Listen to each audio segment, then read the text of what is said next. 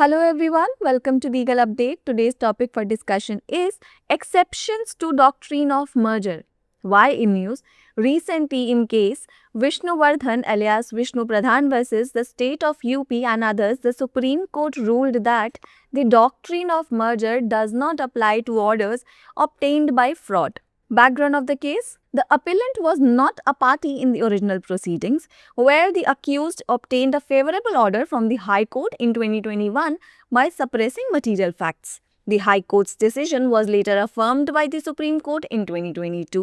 The appellant, who was affected by the fraud in the case, sought to challenge the Supreme Court's 2022 order. The Supreme Court needed to determine whether an appeal against the High Court's original order or a review petition can be filed against its own 2022 order.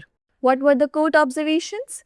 The bench, consisting of Justices Surya Kant, Dipankar Datta and Ujjal Bhuyan, clarified that an aggrieved party can challenge the High Court's order directly even if it was later affirmed by the Supreme Court, if fraud was involved in obtaining the judgment. Rejecting the argument that the doctrine of merger applied, the court observed that the affirmation of a judgment by Supreme Court does not result in a true merger if the original decision was obtained by fraud.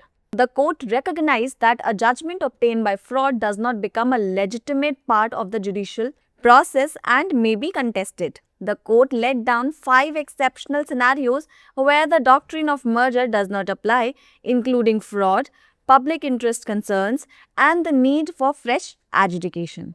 What were the provisions involved in this case? First, doctrine of merger, which is the principle that when a lower court's decision is appealed and affirmed by a higher court, the lower court's decision merges into a higher court's judgment, making it unchallengeable. Second is the civil appeal under Section 96 of the Civil Procedure Code, which allows an aggrieved party to challenge a lower court's decision by filing an appeal in the higher court, provided certain conditions like fraud are proven. It's the time for practice question. Can a decision obtained by fraud be challenged after being affirmed by the Supreme Court? Option A, no, it cannot be challenged. Option B, yes, it can be challenged through a civil appeal. Option C, yes, but only through a review petition. And option D, no, a review petition is only allowed in criminal cases. Pin down your answers in the comment section below.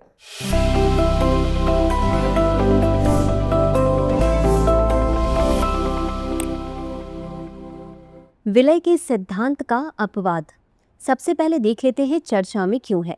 हाल ही में विष्णुवर्धन विष्णु प्रधान बनाम उत्तर प्रदेश राज्य एवं अन्य मामले में सर्वोच्च न्यायालय ने फैसला सुनाया कि विलय का सिद्धांत धोखाधड़ी से प्राप्त आदेशों पर लागू नहीं होता है। अब समझ लेते हैं मामले की पृष्ठभूमि। अपीलकर्ता मूल कार्रवाई में पक्षकार नहीं था, जहां अभियुक्त ने भौतिक तथ्यों को छिपाकर 2021 में उच्च न्यायालय से अनुकूल आदेश प्राप्त किया। उच्च न्यायालय के निर्णय को बाद में 2022 में सर्वोच्च न्यायालय ने भी बरकरार रखा। मामले में धोखाधड़ी से प्रभावित अपीलकर्ता ने सुप्रीम कोर्ट के 2022 के आदेश को चुनौती देने की मांग की। सर्वोच्च न्यायालय को यह निर्धारित करना था कि क्या उच्च न्यायालय के मूल आदेश के विरुद्ध अपील दायर की जा सकती है या उसके अपने 2022 के आदेश के विरुद्ध समीक्षा याचिका दायर की जा सकती है। न्यायालय का अवलोकन। न्यायमूर्ति सूर्यकांत, दीपांकर दत्ता और उज्ज्वल भूयान की खंडपीठ ने स्पष्ट किया कि यदि निर्णय प्राप्त करने में धोखाधड़ी शामिल थी तो पीड़ित पक्ष उच्च न्यायालय के आदेश को सीधे चुनौती दे सकता है, भले ही बाद में सर्वोच्च न्यायालय ने इसकी पुष्टि की हो। विलय के सिद्धांत के लागू होने के तर्क को खारिज करते हुए न्यायालय ने कहा कि यदि मूल निर्णय धोखाधड़ी से प्राप्त किया गया था तो सर्वोच्च न्यायालय द्वारा निर्णय की पुष्टि से वास्तविक विलय नहीं होता है। न्यायालय ने माना कि धोखाधड़ी से प्राप्त निर्णय न्यायिक प्रक्रिया का वैध हिस्सा नहीं बनता और उस पर विवाद हो सकता है। न्यायालय ने 5 असाधारण परिदृश्य निर्धारित किए जहां विलय का सिद्धांत लागू नहीं होता, जिनमें धोखाधड़ी, जनहित की चिंताएं और नए निर्णय की आवश्यकता शामिल है। शामिल प्रावधान। विलय का सिद्धांत। यह सिद्धांत है कि जब निचली अदालत के निर्णय के विरुद्ध उच्च न्यायालय में अपील की जाती है और उसे पुष्टि दी जाती है तो निचली अदालत का निर्णय उच्च न्यायालय के निर्णय में विलीन हो जाता है, जिससे वह अविवादित हो जाता है। सीपीसी की धारा 96 के तहत सिविल अपील किसी पीड़ित पक्ष को उच्च न्यायालय में अपील दायर करके निचली अदालत के फैसले को चुनौती देने की अनुमति देता है, बशर्ते धोखाधड़ी जैसी कुछ शर्तें साबित हो जाएं। इसी के साथ अंत में देख लेते हैं आज के अभ्यास प्रश्न को। क्या धोखाधड़ी से प्राप्त निर्णय को सर्वोच्च न्यायालय द्वारा पुष्टि किए जाने के बाद चुनौती दी जा सकती है? ए, नहीं, इसे चुनौती नहीं दी जा सकती। बी, हाँ, इसे सिविल अपील के माध्यम से चुनौती दी जा सकती है। सी, हाँ, लेकिन केवल समीक्षा याचिका के माध्यम से। डी, नहीं, समीक्षा याचिका केवल आपराधिक मामलों में ही मान्य है। इस प्रश्न का उत्तर कमेंट बॉक्स में जरूर दें। आज के लिए बस इतना ही। धन्यवाद।